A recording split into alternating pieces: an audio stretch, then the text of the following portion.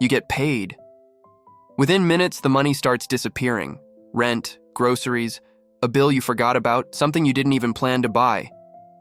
The paycheck is gone before you've made a single real decision about it. That's not a spending problem. That's a timing problem.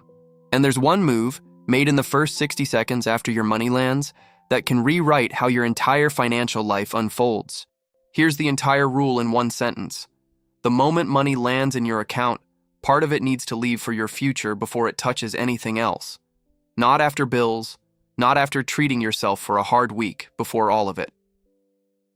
Financial experts call this paying yourself first, but that phrase undersells how radical the order really is.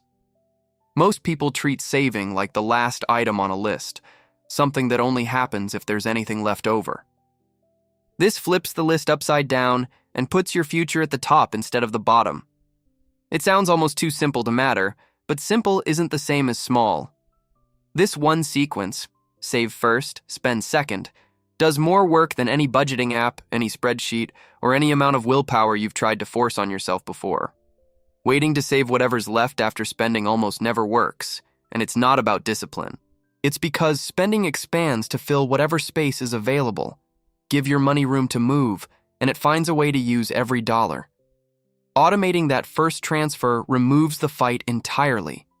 There's no daily decision about whether today is the day you finally start saving. No negotiation with yourself at the worst possible moment. No relying on motivation that tends to disappear right when you need it most. The transfer just happens in the background, whether you remember it or not. This is the real shift. Wealth building stops being a decision you have to make over and over and becomes something your system just does for you. Habits survive bad weeks.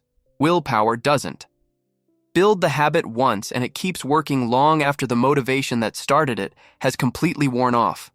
There's no universal number here, and anyone who hands you one exact percentage is guessing. Someone living paycheck to paycheck might realistically start with 5%. Someone with more breathing room might comfortably manage 15 or 20. The right number depends entirely on your own numbers, not on what worked for somebody else's life. What actually matters at the beginning isn't the size of the number. It's whether you can stick with it long enough for it to become automatic. A small percentage kept up for years beats an ambitious one that gets abandoned after 2 months out of frustration.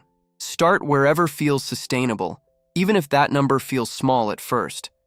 You can always raise it later, every time your income goes up. The goal in the beginning was never to save the perfect amount. It was to prove to yourself that saving first was even possible. Before that first priority money goes anywhere else, it needs somewhere safe to land, and that place is an emergency cushion. This isn't the money that grows for 30 years. It's the money that keeps a blown car repair or a surprise medical bill from turning into a crisis that undoes everything else you've built. Picture someone working a steady job, doing everything right, until their car won't start one Tuesday morning.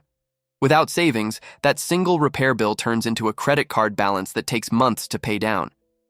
With even a small cushion set aside, it's just an inconvenient Tuesday. This is the foundation everything else gets stacked on top of. Skip it, and even a strong investment plan can get knocked over by one bad week. Build it first, and nothing that follows has to start from zero again. Once that safety net exists, the exact same habit just points somewhere new. The transfer doesn't change, the discipline doesn't change, only the destination does, shifting from protection against emergencies to actual long-term growth. This is where saving quietly turns into something bigger. A retirement account, an index fund, any vehicle built for decades instead of months. The mechanism is identical to what you were already doing, just aimed further down the road instead of just around the corner. Nobody wakes up one day suddenly ready to build wealth. They wake up having already built the habit of setting money aside, and one day realize the target simply needs updating. The skill was never really about investing. It was about consistency, and consistency transfers to whatever goal you pointed at. There's one exception worth naming clearly: high-interest debt. If credit card balances are eating into your finances at rates north of 20%, which is close to the norm these days, that debt usually needs attention before you ramp up investing further. Here's the math nobody explains well enough. Investments might reasonably grow around 7 to 10% a year on average. Credit card interest can easily run double or triple that, sometimes more. Putting extra money into investments while that debt sits untouched is like filling a bucket with a hole in the bottom. Technically, you're pouring water in, but it's leaving faster than it's arriving.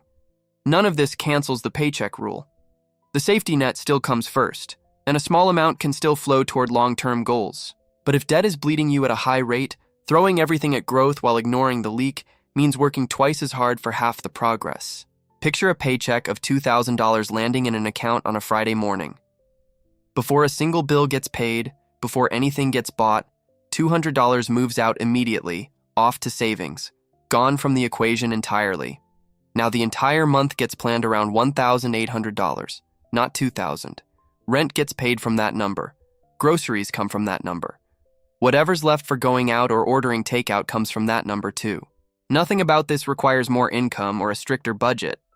The only thing that changed is which number becomes real to you first. Spend all $2,000 and hope to save later, and saving usually loses. Remove the $200 before you even see the full amount, and the remaining number is simply what you have. No negotiation, no leftover guilt required. A rule you have to remember is a rule you'll eventually forget, especially on a stressful week when your bank balance is the last thing you want to think about. This is exactly why automation matters more than intention ever will. Set up a recurring transfer that fires the same day your paycheck arrives, moving that set-aside portion out before you've even opened the app to check your balance. The money is already gone by the time temptation shows up. Someone working a hospital shift, exhausted after 12 hours on their feet, isn't going to manually transfer money at midnight, and they shouldn't have to. The system should carry the weight the willpower can't. Set it up once, and the habit runs itself for years without needing a single ounce of daily discipline. There's a second trap that undoes even people who are great at saving, and it shows up disguised as good news. A raise. Income goes up, and almost immediately, spending rises right along with it. A nicer apartment, a newer car, dinners out that used to be occasional and are now just normal. This pattern has a name, lifestyle inflation, and it's sneaky precisely because it never feels like a mistake in the moment. Each individual upgrade feels earned, deserved, reasonable on its own. But stack enough of them together, and the raise that was supposed to build wealth just gets absorbed into a slightly more expensive version of the same paycheck-to-paycheck life. The income changed. The financial position underneath it didn't move an inch. More money flowed in, and somehow nothing was left over than before. Here's a version of a raise that actually builds wealth instead of quietly disappearing into it. Before the new income has a chance to attach itself to anything, redirect a portion of it toward the same goals the rest of your paycheck already serves. Say a raise adds $300 a month. Instead of letting all $300 flow into upgraded spending, send half of it towards savings and let the other half improve daily life. The lifestyle still gets better, just not as fast as the income did. This single move breaks the cycle most people never even notice they're stuck in. Income rises, spending rises to match it, and net worth stays flat for years despite every raise along the way. Redirect even a portion each time, and for once, the raise actually raises something besides your expenses. $200 from one paycheck looks small enough to ignore. $200 from every paycheck, repeated for 20 years, stops looking small at all. This is where consistency and compound interest start doing the heavy lifting most people assume only high income can do. A dollar saved this year doesn't just sit there.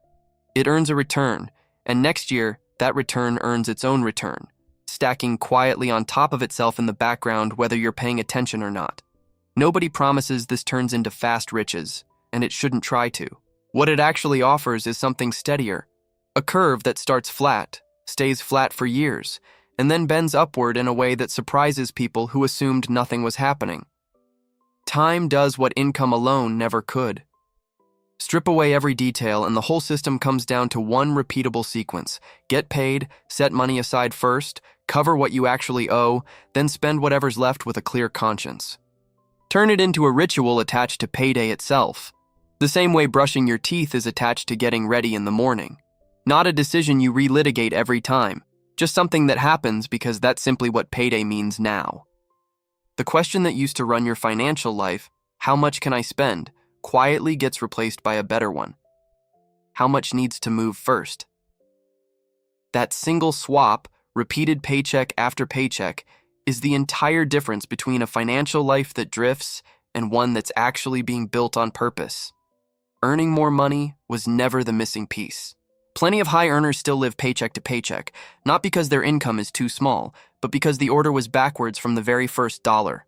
Spend first, save whatever survives, and it doesn't matter how many zeros are on that direct deposit, there's rarely anything left to show for it. What you do in the first few minutes after money arrives shapes everything that follows for the rest of the month, not the size of the raise. Not the perfect investment nobody can seem to agree on. Just that one small, quiet decision, repeated on autopilot, paycheck after paycheck, year after year. Fix that single moment, and the rest starts falling into place almost on its own. No bigger salary required, no complicated system to maintain. Just a better first move, made the same way, every single time you get paid. If this changed how you think about your next paycheck, follow the channel. There's a lot more like this coming, and you won't want to miss it. Before you go, here's something worth sitting with for a second. On your very next payday, before you pay a single bill or buy a single thing, what's the first amount you're going to set aside? Drop it in the comments. Sometimes just saying the number out loud is what makes it actually happen.